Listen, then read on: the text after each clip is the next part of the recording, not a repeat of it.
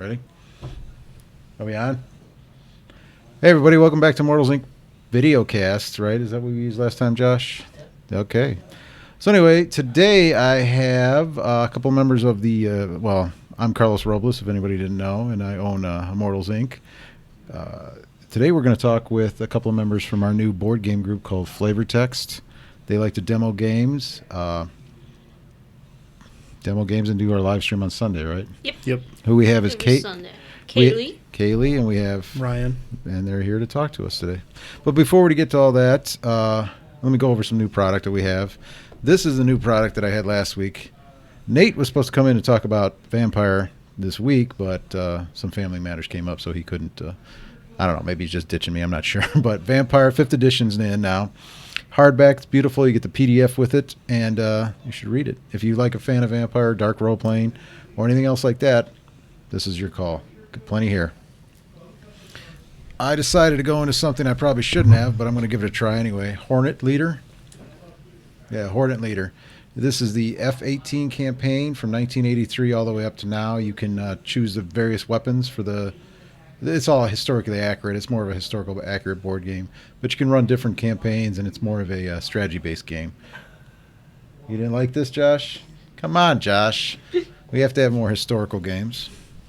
This isn't historical, but it's along that lines. Legacy Betrayal, or Betrayal Legacy. This is House on Hill. Betrayal at House on Haunted Hill. This is I think a version of it. Or no, it's an add-on. Nope. It's a standalone game. I think it's a standalone. Standalone game? It's a standalone legacy version themed around the game Betrayal. What she said. So that's what it is. But it runs, the board changes each time. That's why it's called Legacy, right? Yeah. So you can't Legacy is it's a campaign, so a little like Dungeons and Dragons if you've played that, where you play a bunch of stories that are chained together, and it will change based on what each of you as players do. Yeah, so this is here also. This is probably a good Christmas gift, but I imagine a lot of people will like this. If you're into the Legacy games or Betrayal at House on a Hill, give it a try. It's got some pretty high stars on Board Game Geek, since I actually researched it a little bit.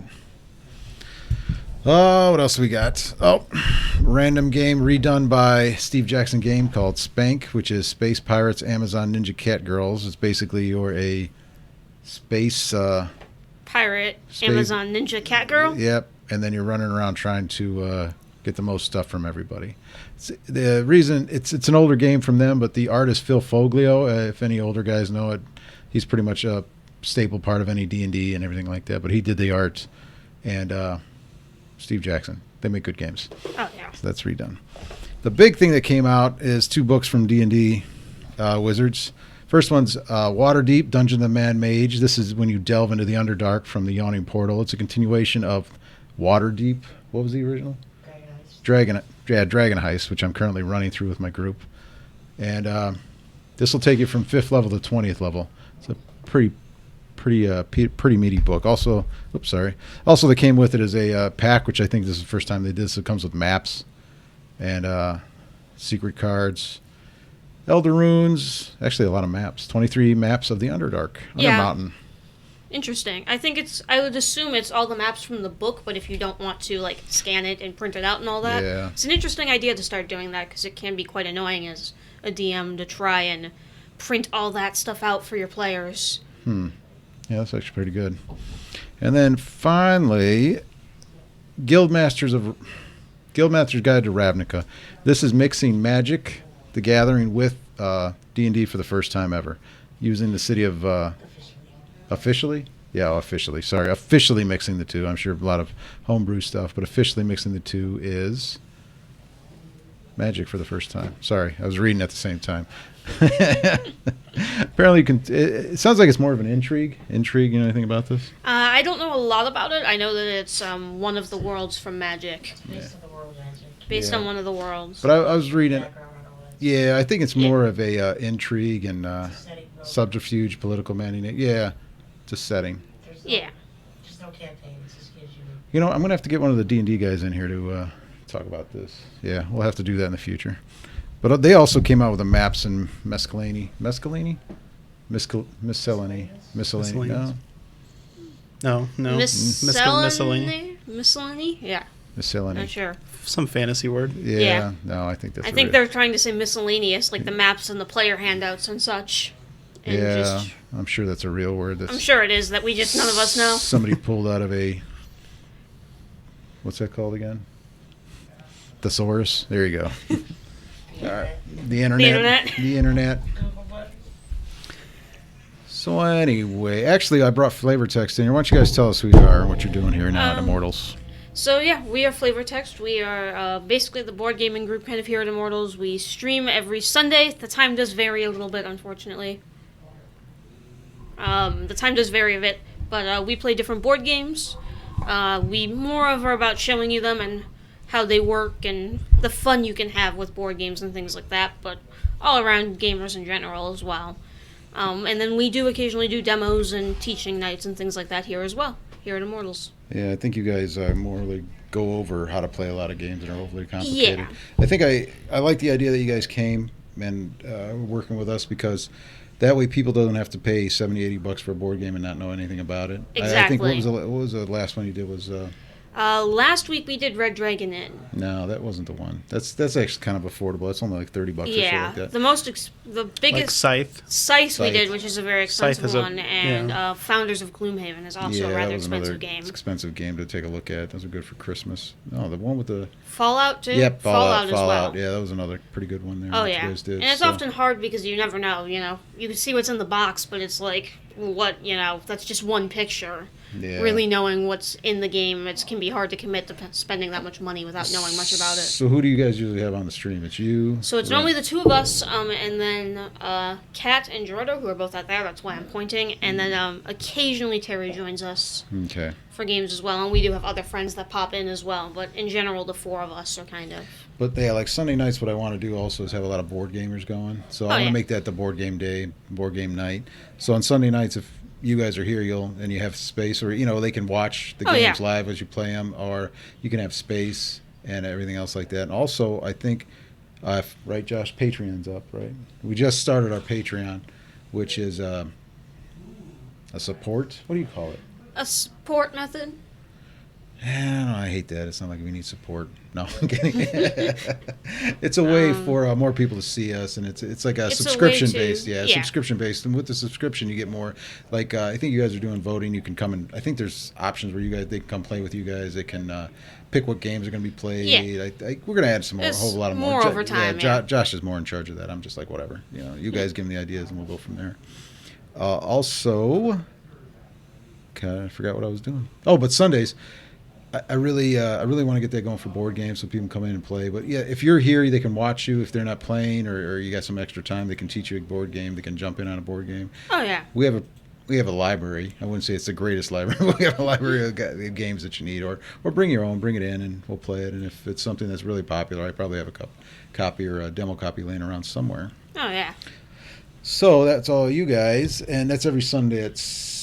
We try to do every Sunday at 6. Occasionally the program does give us problems, so 6 or allow for a little leeway, and if something doesn't work right for us. But all of them can be seen on Facebook, right? Facebook, YouTube, and Twitch, and the VODs will always be on YouTube and Twitch. I don't know if Facebook saves them or not. I don't really know a lot about Facebook. Yes, Facebook does, we're being told. Yeah, so Facebook does. Yeah, actually, you guys get a lot of it. But the topic I brought you in here for today, is a quick topic that I forgot about. On Friday, the 16th, we have a game being released by Wizards called Dungeon Mayhem. I know, here's a little poster. There's a big one behind us. We actually got a demo copy, which is an early... Is it early release? It's got to be an early release. I don't know. I don't know. I don't think so. Anyway, you guys tried it out today, didn't you? Because you're going to be in here Friday at 6 o'clock demoing it. Friday at 6 o'clock we'll be running the demo of it. We'll be teaching people it. But yes, we did just play it. That's what we were doing right before this. Okay, so why don't you go ahead and tell us about that? So in general, it's a simple card game based around Dungeons and Dragons. One of the big things that they kind of shown for it is teaching children the basics. It's just teaching the story element of it, but you play either a barbarian, a rogue, a paladin, or a wizard, which you can see are there, the red. They're each kind of symbolized there. You can choose one of them, and they each have different decks that do different things. They specialize in their own things, and you're basically playing cards every single turn and trying to be the last one standing. You have a health meter, and you're trying to do damage to others or protect yourself from damage, and it's just kind of a quick little card game, but it is a ton of fun to play. And it's also a lot of fun to kind of, what we were doing out there is switch every single round. Just pass the characters around the table and play a different character. And each character is different enough where it's worth trying them all out. Oh, yeah. Is it that fast a game? It is. It is a very fast game. Like 15 minutes? 5 to 15, depending on how your game plays and depending on how you play. There is ways to heal and things like that, but there are a lot of turns where you could kill someone in a turn or two if you wanted. No, so it's not a cooperative at all. No, it is very much a competitive fighting game. But it's, for how simple it is, it's extremely fun. And, there is enough depth to it to where it's not just like... It's not boring. I wouldn't consider it boring after a round or two. I also like, because I'm not a huge fan of elimination games a lot of times. You would consider it boring, or you don't consider I don't consider it boring. I wouldn't. There are a lot of short, simple games that you consider boring after you play once or twice because it's like, oh, there's nothing here. It's the same thing every game. I definitely don't consider this one of them. This has a lot of differences. It's also, because it's so quickly, it's nice because a lot of times you get these elimination games that take an hour to play, and if you get knocked out in 20 minutes, you're sitting there waiting for your group to finish. With this, it's a 15-minute game at most, so even if you got knocked out 5 minutes in, you're not waiting that long to meet back up with your group and play again, which is really nice. So what's the basis of it? You're just playing cards from your hand, and your cards do different things. So some cards might attack other players and lower their health. Others might heal you and raise your health. Some have special abilities, like the wizard has one that swaps health.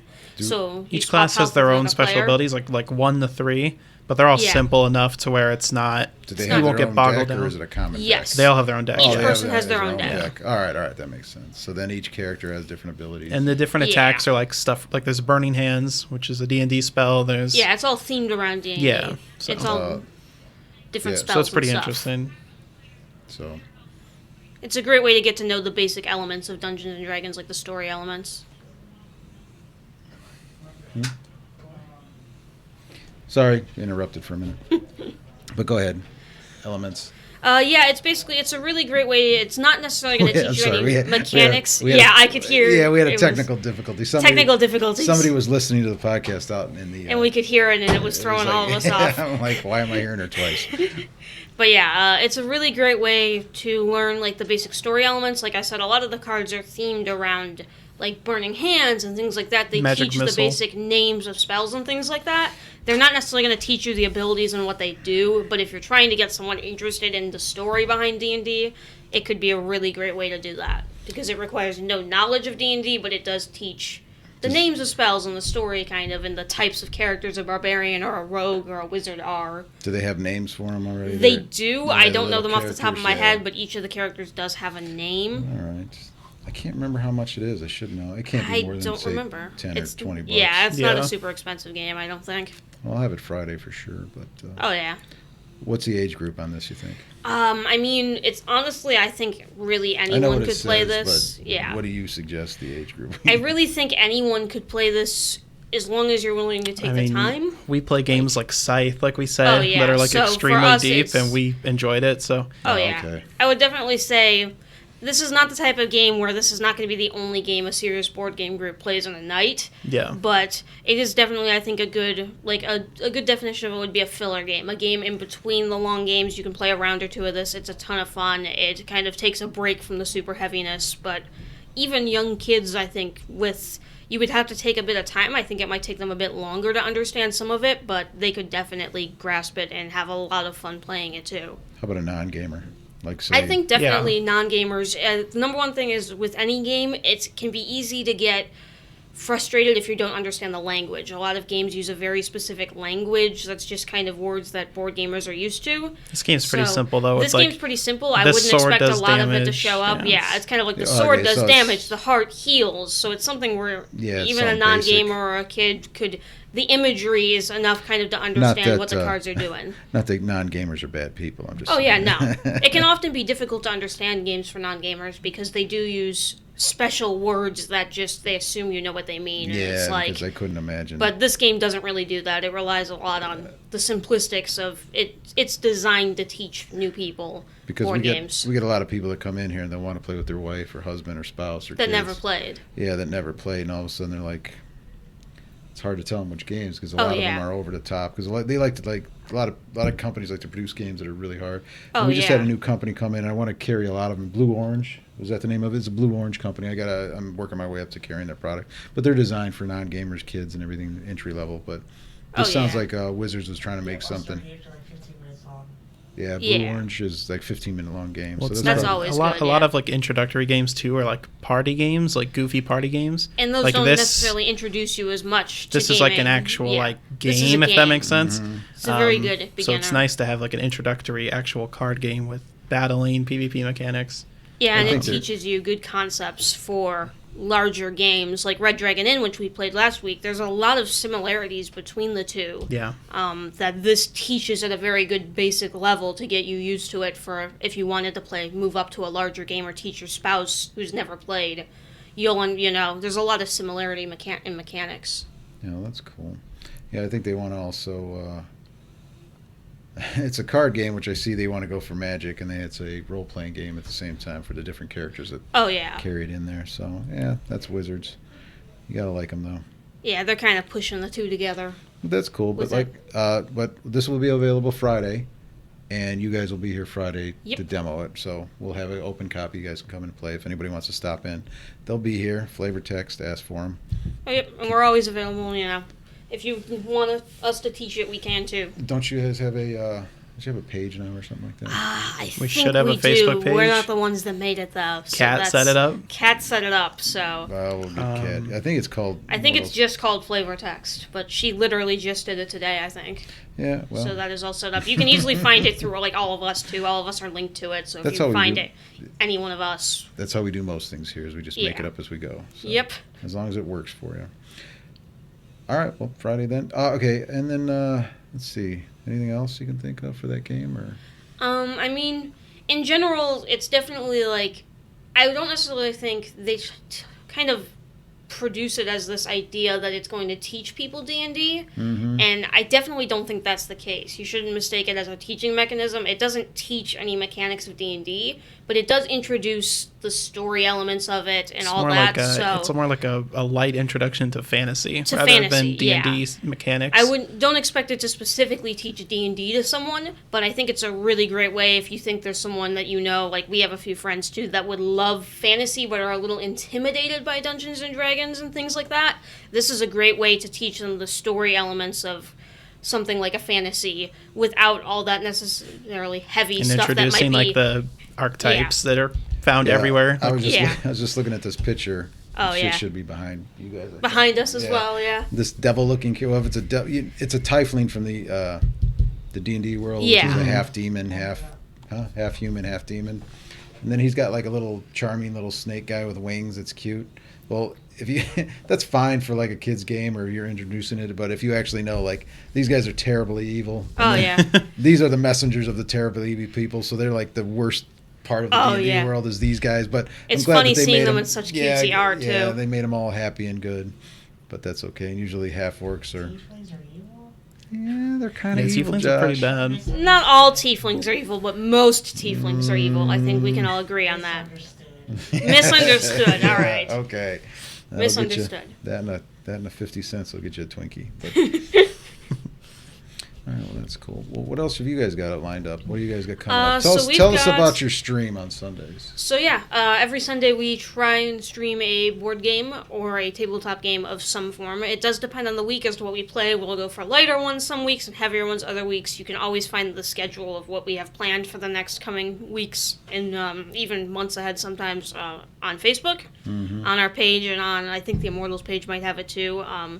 We've got Hero Realms coming up, which is actually a game that is kind of like a bigger brother of this game. You play different classes and you're fighting, and you have cards that have special abilities, so it's a great kind of graduator from this to something a bit heavier, but still not insanely heavy. We have Evolution coming up as well, which is the idea of it's a really cool game. You create kind of your own animal, And so you'll use cards to make your animal better in certain ways. So you might have a card that means now they eat plants and meat, and so this is easier for them to find food, and you're basically trying to survive as a species. And you can add different traits, like a shell for if you want to make a more defensive species, or like claws if you want to do a more offensive, just kind of stuff like that. And then overall events will happen, and so if you have more defense, then if an event shows up that's trying to hurt your creature, they'll be much more likely to survive it, but they might not be as likely to find food, and so it's about surviving throughout the game. So basically evolution.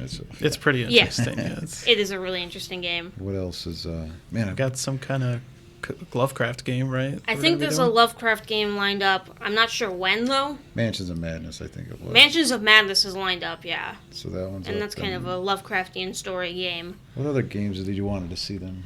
Josh, you had an idea. And he's just staring at me. I tried to find Christmas games for us to do. We can't. There aren't any Christmas games. There aren't really many Christmas games, yeah. Well, that's contact you guys and see what kind of games. I know a few people have contacted you already to see games. Oh, yeah. Listen, it's not you guys, but when people want to see games, it's either got to be fairly new games or available games, and I've had some people will ask like out of print games. Yeah, it's like, well, I can't help you. It's always a good idea to shoot it at us, because if one of us does own it or something, then of course we can show it off. But it's kind of one of these where if it's out of print, it's really impossible for the store to get, and it's impossible for us to get a hold of. So I like to just keep that in mind when suggesting games. If we can't get a hold of it, then obviously we can't. Show it off. I like to demo games too. We are a store, so I still have to make a buck. So and you want to demo games that the store can get, and we want to demo games that people can get. It's no fun if you go home and you watch a stream and you see a game that you can't get a hold of. We're only demoing them for people that already have it. Yeah, so and that's no good either. It turns out it's like $1,500 on eBay. Yeah, exactly. The Empire of the Petal Throne. That's only that's $1,000 board game. So exactly. We're not going to be doing that. And it's like some people will suggest games that are really good games but are super long, and it's kind of one of these where we try and keep it to around 2 hours or so. Mm-hmm. Occasionally we might splurge and do, one of the 4-hour games, but in general it's best to pick games that, we can get a hold of. And in the evening, Yeah. That's the part of the board game, yeah. And that's cool. What game is your favorite game? Oh, that's a really hard one. You guys are the board game experts, right? Yeah, we like the thing with our group is that I like that. So humble. Obviously. Obviously. Go ahead. But yeah, it's really hard. Terry's favorite is Red Dragon Inn. His favorite's Red Dragon Inn. I feel like we can speak for him there. Yeah.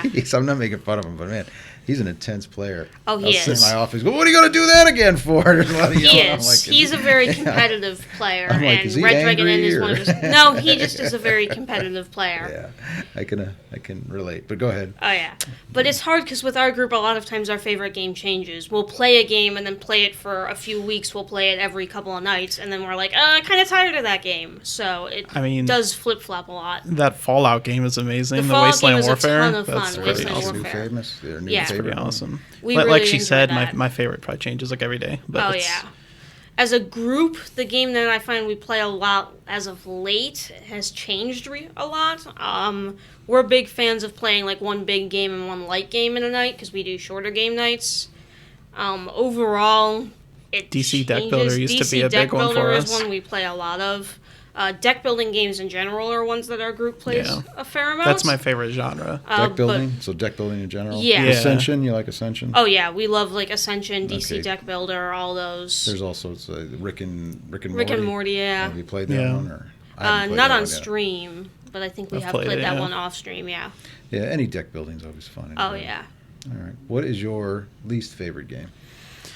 Ooh. See, I tend to be our group likes heavier games, so in general, when you pick something that is lighter, it's not necessarily that we hate it, it's just that we have a lot of times I got we'd a rather game play I hate. other games. If you want hate, yeah. This is, what is it? The Monster Dungeon game? Oh, you hate Monster. Boss Monster? Boss Monster, really? Yeah, he hates I Boss hate Monster. that game. I actually really like Boss Monster, but he hates it. But...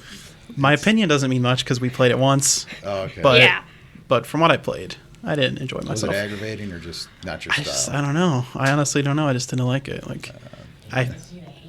Yeah. He can't. So much, he genuinely does rage. too. That isn't like he didn't pull that out of nowhere. Like he's genuinely. I was said prepared before for that he this. doesn't like that game. You waited 26 minutes just to say that. He's waited this entire time. I'm done now. I'm leaving. That's all. That's all you wanted out of this. Just wanted to tell it, Boss Monster, you suck. No, Yeah.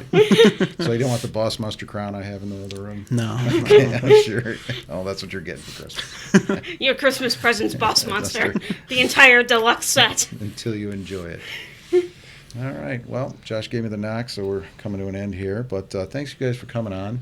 Thank you for having us. You'll be here every Sunday. Yep. And hopefully we'll have you back. But like, if anybody wants to come up there, you'll talk to them. You're free to talk to them. And feel free to bring in your own games. Immortals has games here too. We can do our best to teach. if you find Immortals Inc. board game group too, you guys are on there too. You can contact you from there. And when you guys get that flavor text site going, let us know, and we'll push it out more. I think it should be going for sure. I just don't have the exact link to it. I think it just got set up before this. Yeah, so. I saw it. Unfortunately, I don't have the direct. Yeah, so how to get to it. There's also Patreon, so we're gonna get that. I mean, I literally just pushed it out there today. So yeah, we were just a lot of this stuff just showed up, so we don't have it down pat yet. I was just kind of milling around with it, and Josh and I, and then we decided, screw it, just start doing it. I mean, there's no grand opening or grand release of it all, so yeah, we don't have anything like that. So we'll just start building it from there. I got to start somewhere. Oh yeah. Like I said, thanks for coming in, Kailey. Thanks for coming in, Rylan. Thank see you for them having every us. Sunday.